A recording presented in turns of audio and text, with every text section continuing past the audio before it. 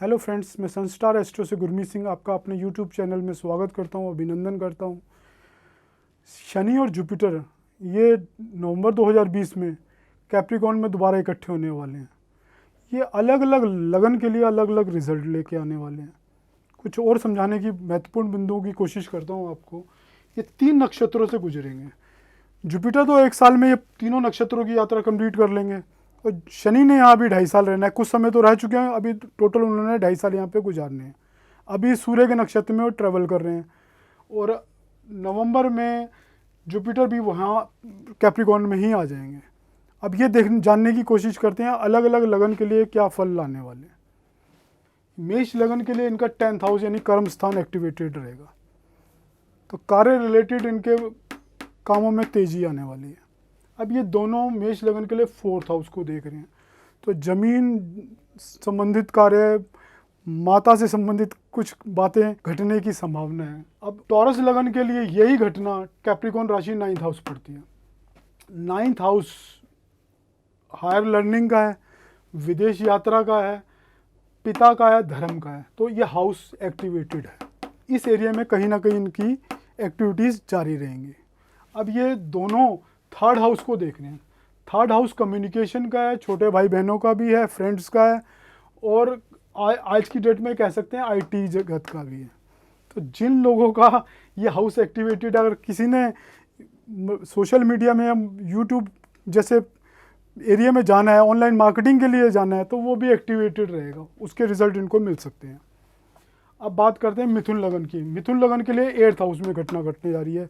कुछ बुरा संदेश है, किसी नियर एंड डियर की डेथ फेस करनी पड़ेगी, क्योंकि 8th house house of death भी है। थोड़ा इनके लिए सेटबैक का भी समय है। लेकिन यहाँ एक समझाने की कोशिश करता हूँ कि जब शनि या जुपिटर, शनि या इनका मंगल के नक्षत्र में जाएगा, जो कि 23 डिग्री से 30 डिग्री है। मंगल इनका 6th लॉर्ड और 11th लॉर्ड बनता है।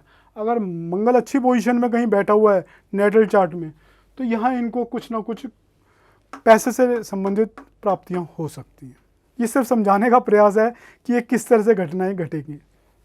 अब बात करते हैं हम कैंसर लगन की। कैंसर लगन के लिए 7वें घर में ये घटना घटने जा रही है। शनि और जुपिटर का मिलाप 7वें घर है। 7वां घर मैरिज का है, पार्टनरशिप का है, जॉइंट वेंचर्स का है, तो इससे रिलेटेड फल फलीभूत होंगे। और ये दोनों लगन को भी देख रहे हैं, तो लगन से रिलेटेड भी कुछ ना कुछ बातें ज़रूर इनको फेस करनी पड़ेंगी। अब बात करते हैं कैंसर के बाद लियो लगन की। लियो लगन के लिए 6ठे घर में घटना घटने जा रही है। 6ठे घर में ये कह सकते हो कुछ डिसीज़ भी हो सकती है। अर्थ जगत, अर्थ त्रिकोण है, क्योंकि वहाँ के लिए अच्छा संदेश है। किसी कोर्ट के कचहरी के मुकदमे भी इनको फंसना पड़ सकता है। तो कुछ मिक्स रिजल्ट मिलने वाले हैं 6ठे घर से संबंधित। लेकिन 6ठा घर यहाँ ऑपरेशनल रहेगा, तो मैं ये कह सकता हूँ कार्य के लिए कुछ बेटर न्यूज़ इनके लिए आ सकती है। अब बात करते हैं इनकी कन्या लगन की। कन्या लगन के लिए ये घटना, अच्छा ये एक चीज़ पॉइंट में मिस कर गया कि ये दोनों 12th हाउस को देख रहे हैं। कुछ विदेश से संबंधित भी घटनाएं घट सकती हैं। अब चूंकि 6ठा का डिसीज़ का है, 12वां हॉस्पिटल का है, तो इस चीज़ का उनको सावधानी बरतनी पड़ेगी। अब बात करते हैं कन्या लगन की। कन्या लगन के लिए घटना 5th हाउस में घटेगी। 5th हाउस आपका एजुकेशन का है। किसी की संतान नहीं हो रही तो संतान हो सकती है, क्योंकि दोनों ऑपरेशनल कर रहे हैं। शनि और जुपिटर जिस भाव को भी इकट्ठा प्रभाव करते हैं, उसके फल फलीभूत हो जाते हैं। तो पंचम भाव संतान का भी है। अगर संतान किसी की नहीं हो रही, तो ये भी कह सकते हैं यहाँ संतान होने का समय आ सकता है। हायर लर्निंग का भी है। ये लाभ भाव को देख रहे हैं, कुछ ना कुछ पैसा भी देंगे। शनि यहाँ पे कन्या लगन के लिए ऊंच में देख रहे हैं 2nd हाउस को, जो कि धन स्थान है। तो ये बात तो मुझे लगती है कि कन्या लगन के लिए पैसे के लिए समय ठीक ही रहने वाला है। हालांकि 6th हाउस 10th से 5th है। कार्य में कुछ ना कुछ परिवर्तन ज़रूर होगा, जॉब चेंजेस होंगी और आपको बिजनेस प्रोफाइल में भी कुछ ना कुछ परिवर्तन फेस करना पड़ेगा। अब बात करते हैं तुला लगन की। तुला लगन के लिए घटना 4th हाउस में घटने जा रही है। 4th हाउस से रिलेटेड रिजल्ट इनके अच्छे मिलने वाले हैं तुला लगन के लिए, क्योंकि वैसे भी इनके लिए शनि तो बहुत अच्छा है। शनि इनके लिए योग कारक प्लैनेट है, 4th और 5th हाउस का लॉर्ड बनता है और 2.5 साल यहाँ रहने वाला है। तो इनको और 10th हाउस को भी एक्टिवेट कर रहा है, लगन को ऊंच में देख रहा है। कुछ ना कुछ शनि इनके लिए तो भला ही करने वाला है। उसके बाद बात करते हैं हम वृश्चिक लगन की। वृश्चिक लगन के लिए ये थर्ड हाउस में घटना घटने वाली है। तो वृश्चिक लगन वालों के लिए तो पक्की बात है, शनि पराक्रम में है। शनि और 9th हाउस को देख रहा है, शनि और जुपिटर देख रहे हैं दोनों।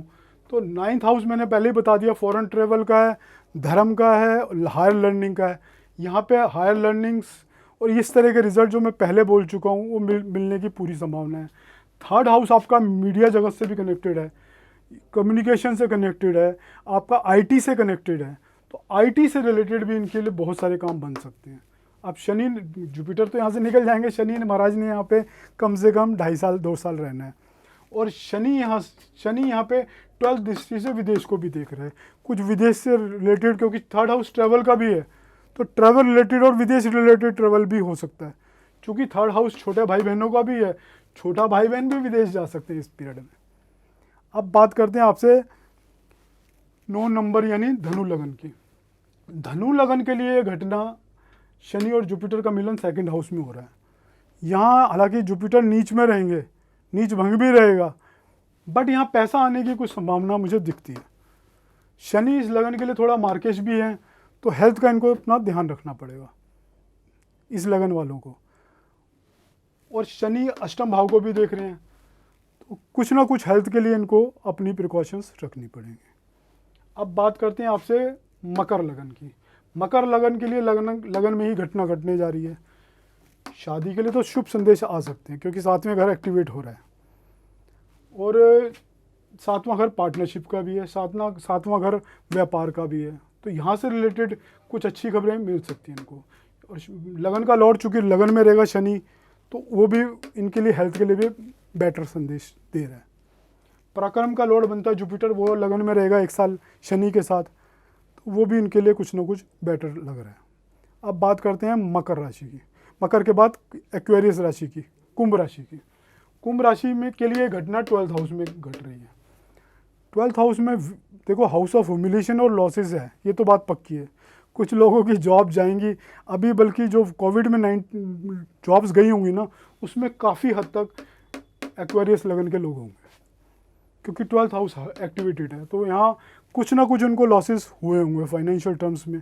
लेकिन यहाँ हेल्थ के लिए भी कुछ प्रॉब्लम इश्यूज रहेंगे।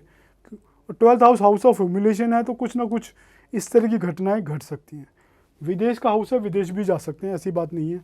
बाकी कुंडली देखनी पड़ेगी, इस सब बातों को एक तरफा मत समझिएगा।